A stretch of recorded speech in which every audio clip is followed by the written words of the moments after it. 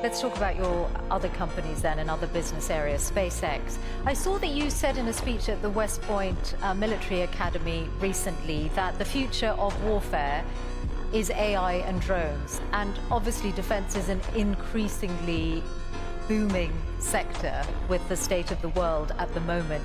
Do you see SpaceX moving into weaponized drones?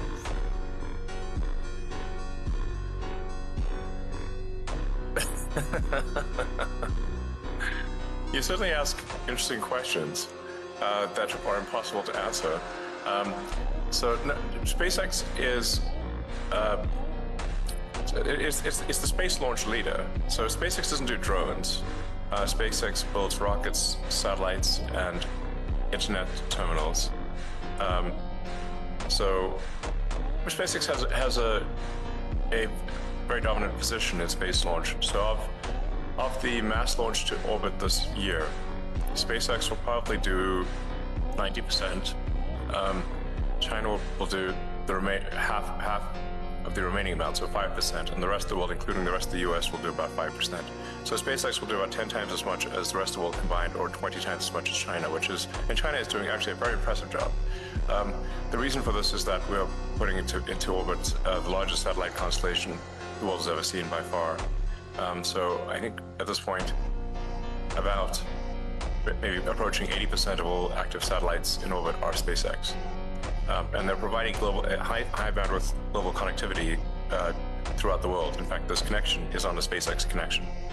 So I think this is a very good thing because it means that we can provide low-cost, high-bandwidth internet to parts of the world that don't have it or where it's very expensive.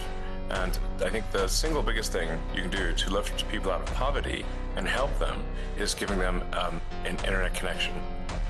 Because once you have the internet connection, you can learn anything for free on the internet, and you can also sell your goods and services to the global market. Once you have knowledge by the internet and the ability to engage in commerce, that this is going to greatly improve quality of life for people throughout the world, and it has. And I'd just like to thank anyone in the audience who may have been helpful in, with Starlink and getting it to approved in their country. And I think it's doing a lot of good on the countries that have approved it, which is, I think at this point, 130 countries are very happy with it. I don't currently anticipate SpaceX getting into the weapons business. It's not an aspiration. We're frequently asked to do weapons programs, but we have thus far declined. Do you envisage SpaceX or indeed Starlink as a separate entity publicly listing in the near future or at all? It's possible that Starlink may go public at some point in the future. And what would be the time frame? What kind of time frame are you considering? I'm in no rush. I'm in no rush to go public. Public is, I guess, a way to potentially make more money, but at the expense of a lot of public company overhead and inevitably a whole bunch of lawsuits, which are very annoying. So really something needs to be done about the shareholder derivative lawsuits in the US because it allows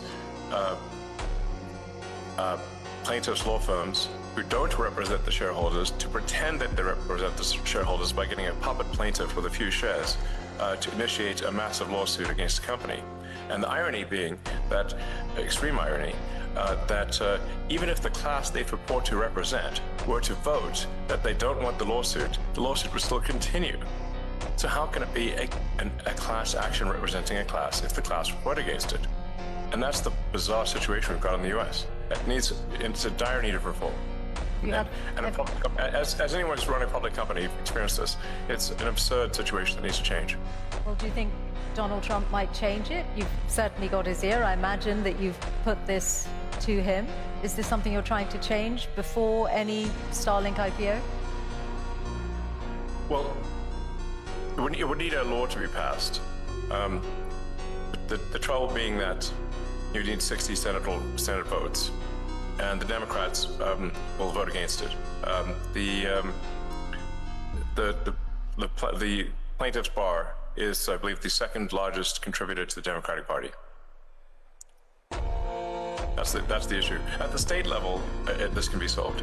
And I should say, Texas recently passed a law which, at least at the state level, made lawsuits much more reasonable, because you have to get at least 1 in 33 shareholders to agree that they are part of a class of shareholders. 3%. This will really help with frivolous lawsuits.